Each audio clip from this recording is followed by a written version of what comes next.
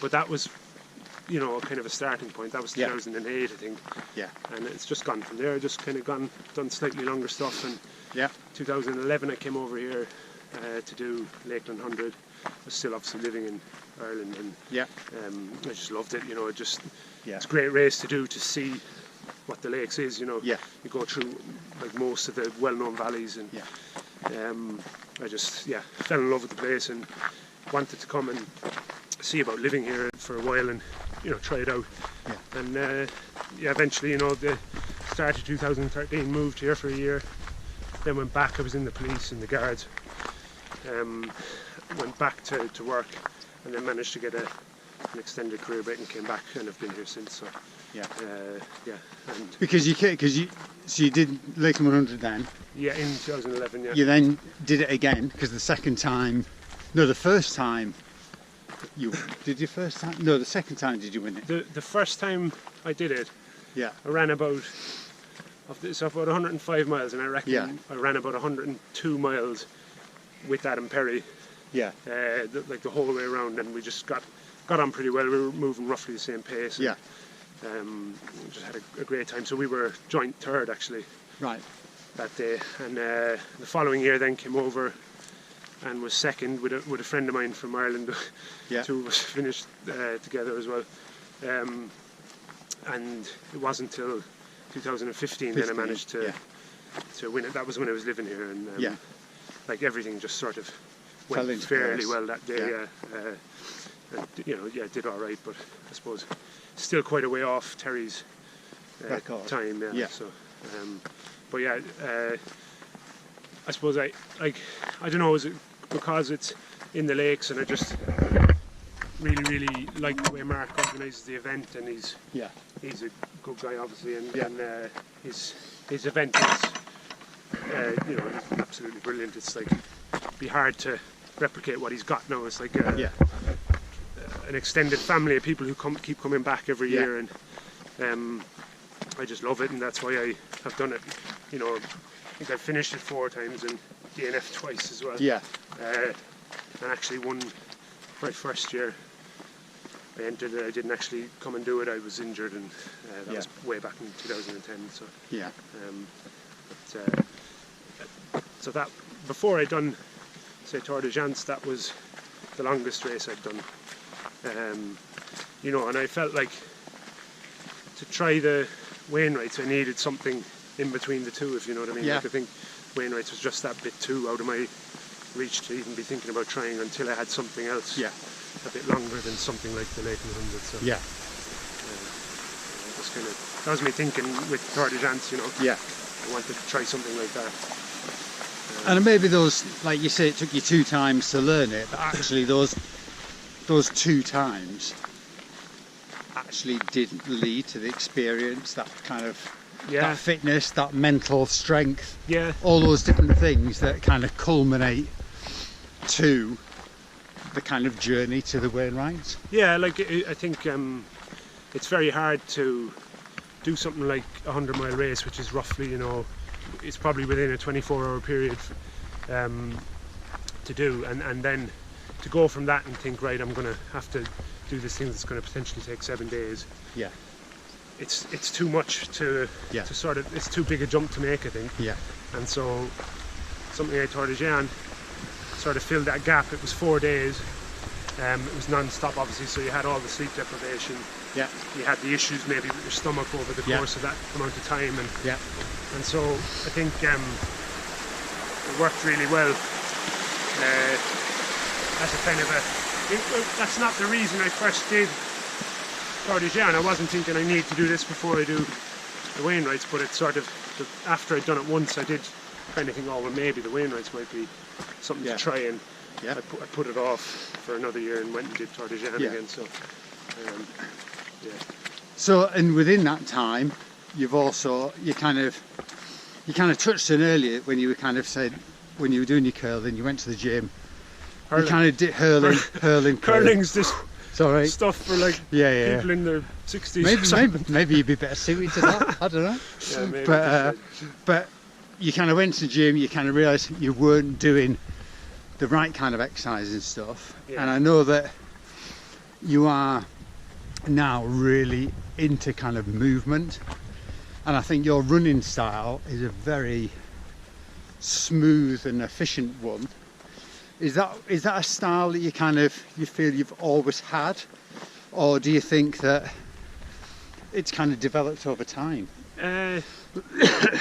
It's probably developed over time. I think part of it is probably putting a lot of thought into it, and maybe too much thought into, you know, trying to move a certain way, and it's maybe forced or whatever. And like personally, I know I've seen myself running, I think,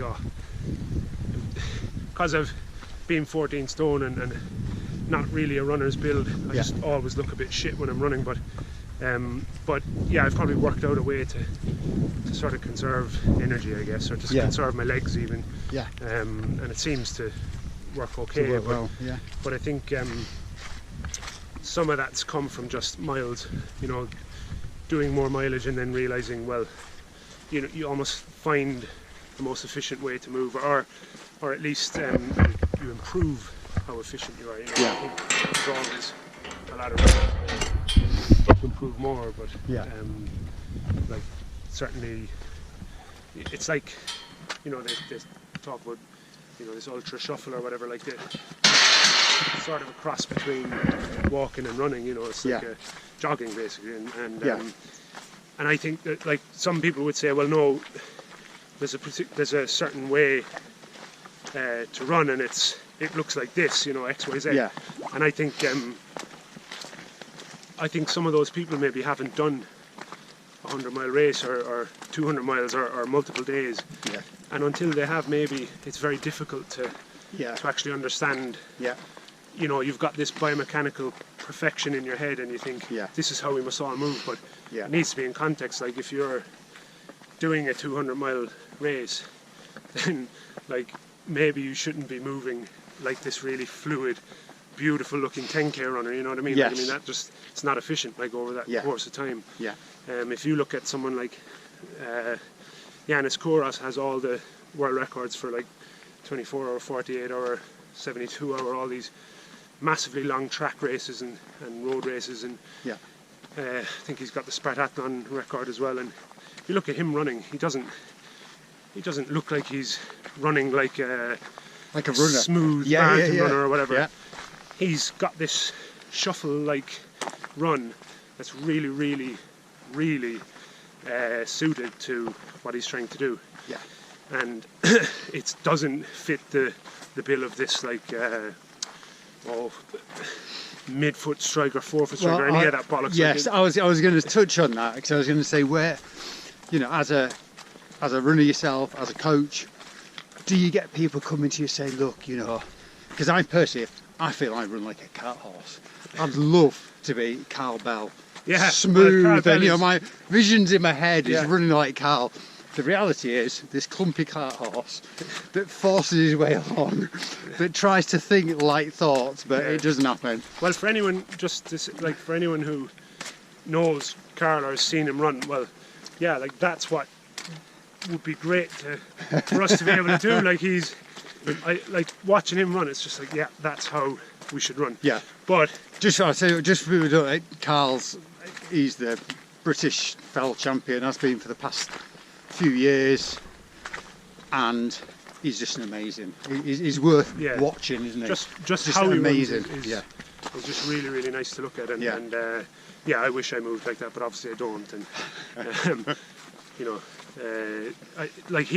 we have to think as well, like, right, the event he's training for, generally it won't be more than 3.5 hours of running most of the time, and usually a lot shorter than that. So that style has been developed through the type of races he's done. If he was doing like a 48-hour track race, he wouldn't be able to run that. Well, probably be a bad idea, and he'd probably figure that out himself without any coach or anyone telling him. You know, he'd just say, well. So what about those people, and you see it on Facebook posts and things like that? It's like, oh, you know, I'm gonna be a, you know, I'm gonna be a 4-foot runner. I'm gonna be a barefoot runner. I'm gonna do, like, can you change the style that you run? Should you change the style that you run? Is it going to create? Like, it depends on Well, first of all, if you're injured all the time and you can't run, then it's like you should probably explore the reasons for that. So like the kind of biomechanics. Yeah, and you know, first and foremost, it should probably start with a physiotherapist. Yeah. Actually figuring out what, you know, if you're injured, then what is your injury and how do we treat it, and get that off the table first. And obviously how you move could affect that. Yeah. But also pain is going to affect how you move. So if there's pain, then you know if you come into me and say, I'm in pain, I've got this problem with my leg. Yeah. Will you tell me how to run better or improve my technique so that this pain goes away? Well, that's the wrong starting point, because when you're in that pain, that's going to force you to move a certain way. So I think it should start with a qualified physio and someone you trust as well. You know, like okay, it's not maybe easier said than done if you don't know any physios, and like I would be trying to find out from someone local that you know or that you trust who has been and used this person, and maybe multiple people who've used this person, and then at least then you know you're going in and you believe in the process that this person's going to. Because if you're going in and you're a bit skeptical, or you're unsure of what this person's doing, or you don't believe in it, then well, chances of it actually working are lessened, you know, because like this is the other thing, you know, like how we perceive or how we think about something is going to affect how that process actually works. So if I think the person who's coaching me is shit and doesn't know what they're doing, but I'll follow it anyway and I'll see, then chances are it's not going to work as well as if I put my trust in the person and I at least give them a chance to do what they're doing. You know, it's all going to depend. Should we turn around now? Yeah. Because we've got about another half an hour walk back. So I think that the question of like, should I be a forefoot runner or should I be a barefoot runner? Should I, you know, do this, that, or the other? I think it's the wrong place to start. It's the wrong question. Like, don't worry about what type of runner you are. Let's just examine things as they are. Like how, if you're getting into running and you run once a week at the moment, then chances are, doesn't matter how you run, that's not enough of a stimulus or a load to negatively affect you anyway. And if you have a terrible style and it causes lots of issues, 6 miles per week won't be enough to bring that to the surface anyway. Right. Whereas I think if you're doing 4 or 5 runs a week and there's certain things you're doing when you run that are putting massive stress on various joints, then maybe it's worth kind of taking a look and seeing if changing 1 or 2 things actually helps. And the way I would look at it is, if the person feels better when you've made those changes and it's easy for them to make the change, then that's a good sign. You know, if the person feels worse and it keeps feeling worse and worse, you've probably just over coached them and made them do something that really isn't ideal for them. So but it would take a lot of time, you know, to change something like a running pattern that's kind of been built from birth, isn't it? And it's sometimes the way you're running is going to be a symptom of your environment as well. So if you sit for 8 hours in an office chair and you run straight out of the office chair, you know, in the evenings after work, then that's going to affect how you move. It has to. I mean, you know, it's like anything.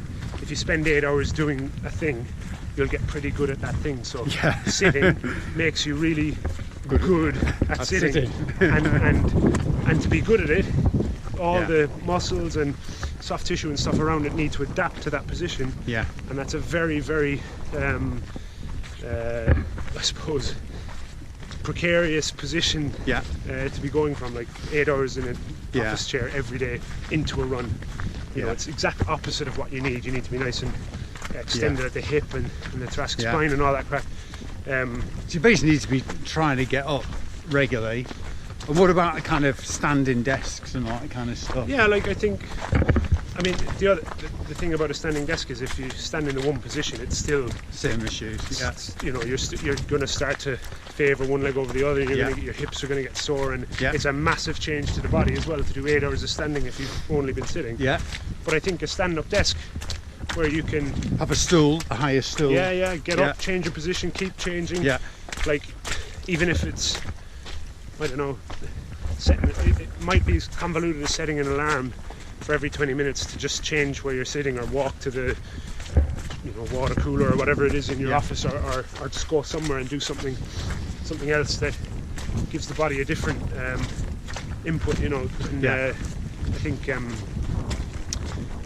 that might sound like, oh, that's a bit wishy-washy or whatever, but actually it will probably go some way to pre-preparing your body, I think, because if you look at kids spend kids in a good environment, I think, will spend all their time running about and playing when they're not in school, and constantly cultivating that nice fluidity of the joints and things.